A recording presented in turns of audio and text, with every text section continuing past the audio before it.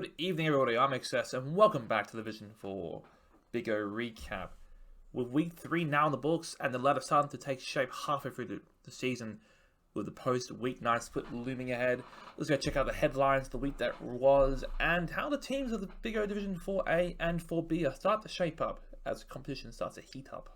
Kicking off our coverage this evening, it's a headline. It is Blockhampton back in action. They have posted their first win of the season and have, as a result, shot right up from second last all the way to 5th place. Again, with a favourable draw ahead, could this see a spark of form for Blockhampton?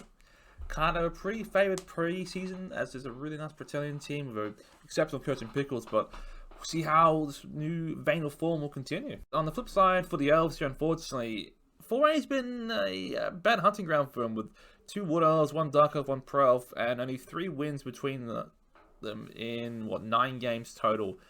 It's been a rough result, a really rough start for any Elf, and been highlighted this week by all 4 of them dropping separate games, so something has to change. I mean, the teams and the coaches are too talented to be keeping this current format up. And rounding out our Division 4A headlines, of course, it is the Van Wolfstone Tour, stepping up as the next contender to the 2 Amazon Tyrants, who are just dominating the division outright at this stage. Can Waterkin step up where Maxar unfortunately has failed previously? Or will he too be another victim to these bullying oppressing zones?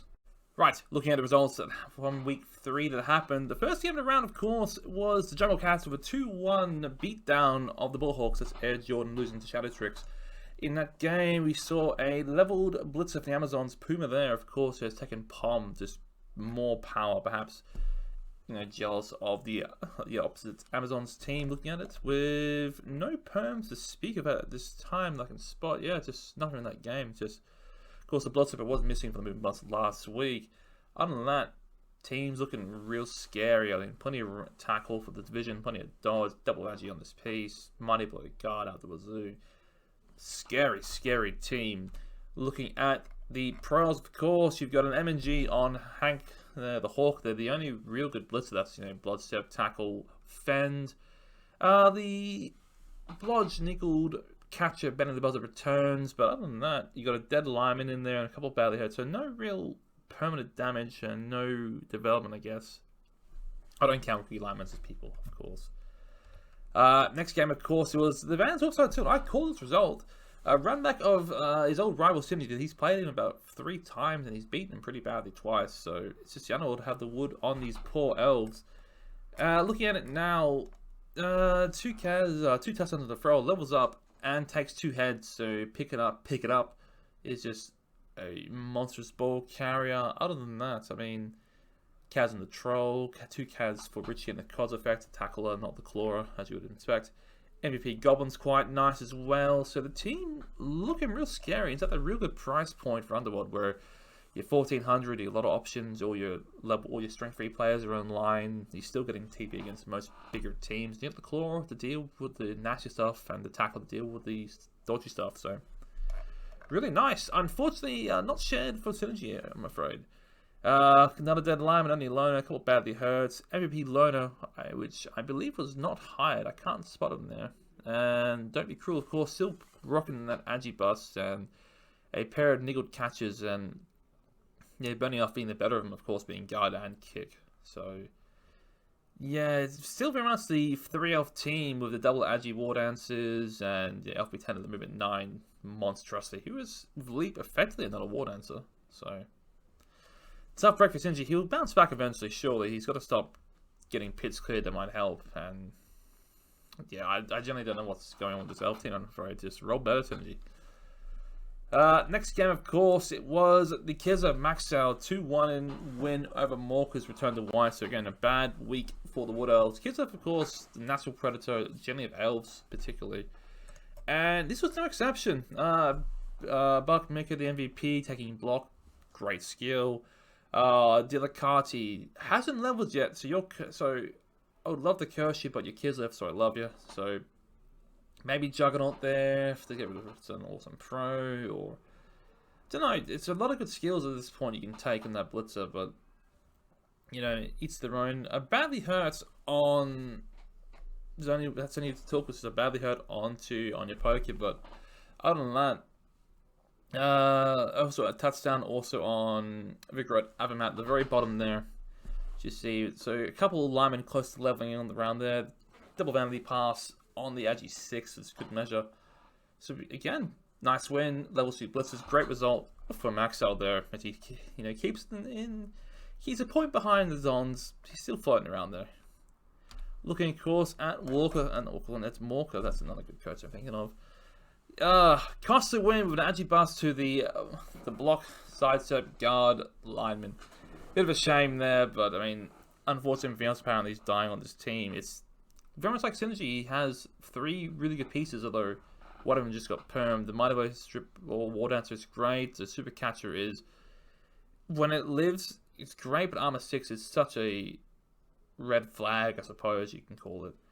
Other than that, MVP, we've got Ewan. Was he bought? He was not bought. Didn't have the cash probably to buy it, which is a real shame on a loner. Touchdown on the throw was quite nice. So getting probably the leader or dodge, or I'm not sure how Morka builds his throwers though, but yeah, when you fielded what's that, 6 or 7? Is it? No, quick math. 5 loners on your team, and presumably that's how he plays most of the season. This game's a season. It's gonna be a tough time. Next game, of course, Blockhampton. We touched on this at the start of the cast. It was a big win there, 2-1 over the Binchuk Bandits, who came in last week and wrecked Synergy's face, and then proceeded to get knocked down by the Blockhampton, the Bretonians, I guess. I mean, hard to stop them when they're rolling well. I mean, low-key, Bretonians are really good against the slow movement, very slow and high-strength Camry. Leader on Boogie as well, the big level up there, so now he's got the extra reroll for some greed shenanigans, or he can drop a reroll if he wants to play inducement-wise. Other than that, MVP on Fake, which gets him closer to probably stand firm, Mighty Blow or Rackle or Block. Bolt Take, and MNG on Michigan down the bottom there. Other than that, I mean, good performance all round. Zara, of course, making an appearance in first action stabbing to remove the player is a feel-good moment, of course. Speaking of, for Varston, tough result. As good as he was last week, he just couldn't get it going this week. IB Smashing, fortunately he got hurt, but ended up being double badly hurt, so he avoids the pain of a niggle or a perm, and picks up stand firm with a level for his trouble, with 2 casualties that game. Looking around real quickly, IB Skeleton got strength busted and sacked. Well, and literally replaced. IB slept in there under the thrower. He's been sacked already.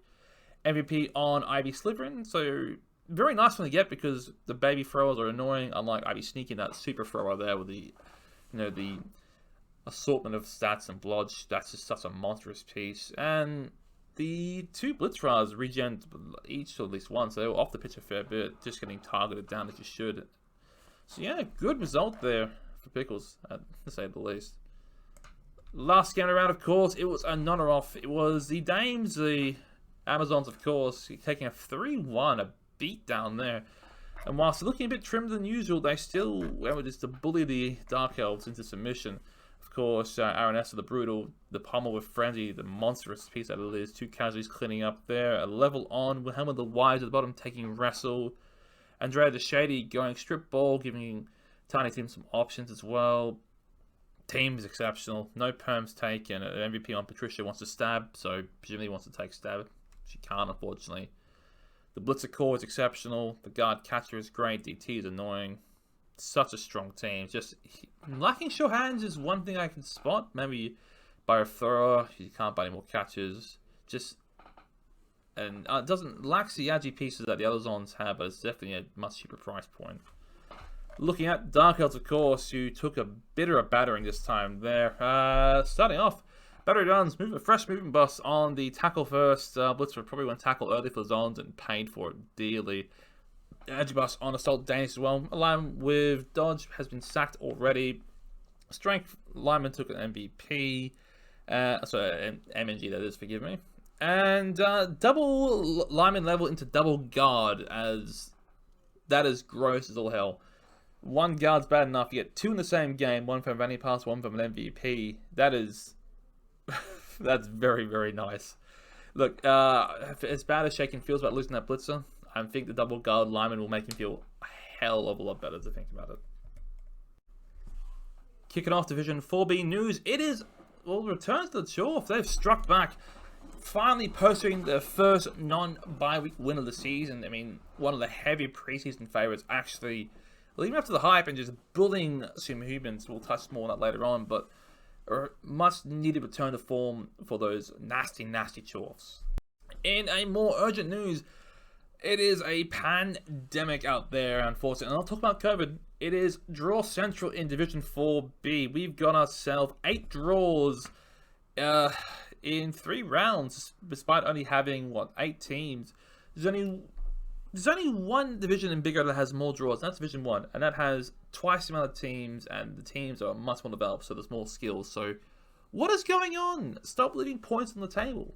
This is not acceptable, guys. Not acceptable. On, we can take a look at the results from the 4B this week. Starting off with the bye week win for, well, I mean, for Pancakes, the Crimson Cutthroats, of course. Need a bit of R&R there. No levels, unfortunately, as RNG, a very cruel mistress, but Taylor getting close to leveling as well, as is Thorn, as is Oates. So, free players close to leveling could be good later on, but yeah, we'll see.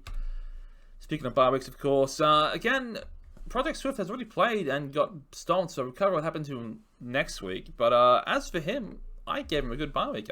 Ball Catch You taking Dodge, very nice, gets the MVP. So Pal Lyman, which you can see he's got now strip ball to go with that wrestle, and an MVP on a Blitzer with block. So I gave him the levels, but he got stomped. So, but we'll see what happened to his team next week.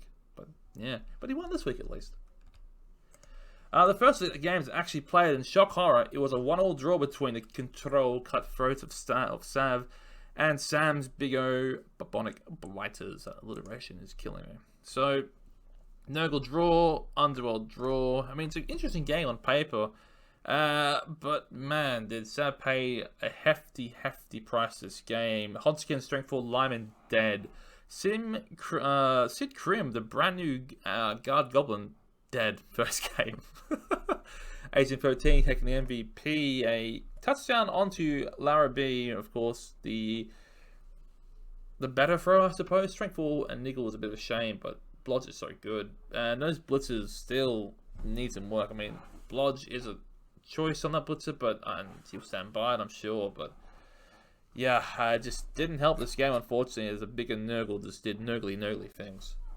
Speaking of which, here they are. Those dirty Nurgles who has apparently sacked a whole plethora of rotters with his bye week ahead of him. Smart boy. So, looking at now, Kaz and the Warrior, Synergy, Jamis, Fires, the Warriors ordered Kaz a piece. Well, of course, one of them was MNG this week, the Blodge one, the one that actually wasn't useful. I stand by that. Darthus Dengi, the Pestle Mighty Blow, another Kaz as well. A touchdown and a level on Aussie AIDS. Again, more Mighty Blow. Can you see a theme here? Block, Mighty Blow.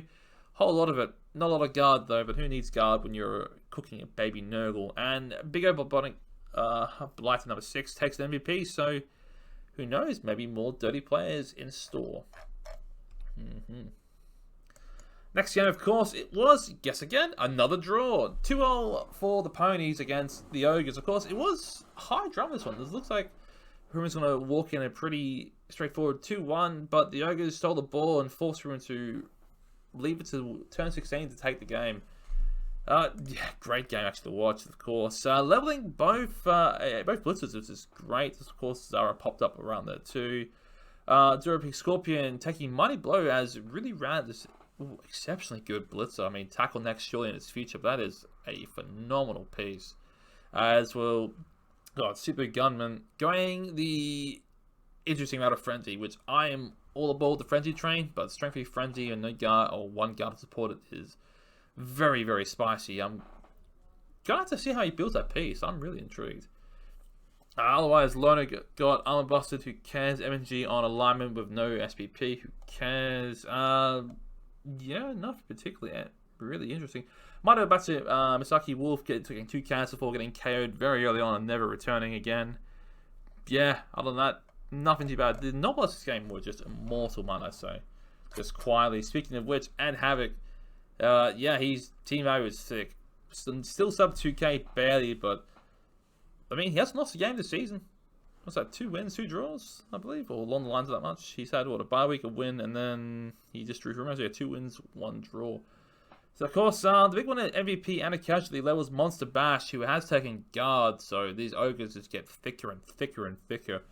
Other than that, Triad 3, a badly hurt, has taken more diving tackle to be a pain. Again, very little block and even less tackle makes these bloods, or these sidestep dodge, it's not a lot, it's just a pain to deal with. Just obnoxious even. So, yeah. And the only result that only non-draw we got from a non-Bowie game, it was the Chorfs doing the damage to the humans. That's Aussie knocking off Derby. 2-1 there, so fairly decent result. Again, 3 badly hurt blockers. They took a pounding, but big one here. It's called Maul rolling those box cards. That strength 4 ball carrier. Mwah. Just what the Chorfs ordered there. No block still, but I mean, he finally rolled his first double skill. It's just probably the one piece he didn't want it, I suppose. I mean, I'm sure he would happy with. I'm sure he's happy with it, but yeah, he's still waiting for that claw. But you look at those 5 blockers of Mighty Blow and Guard. It's just pain. And you got Sidious 2, the baby bull as well. He needs some bit of loving, but team's looking very, very, very nice for what it is. No opponents, of course, and the MVP going to a loner hobgoblin hilariously, so sucked in. It's worth noticing Niles, of course, and he is edging very close to getting likely more stand firm, knowing how he rolls, so you can cop some of that.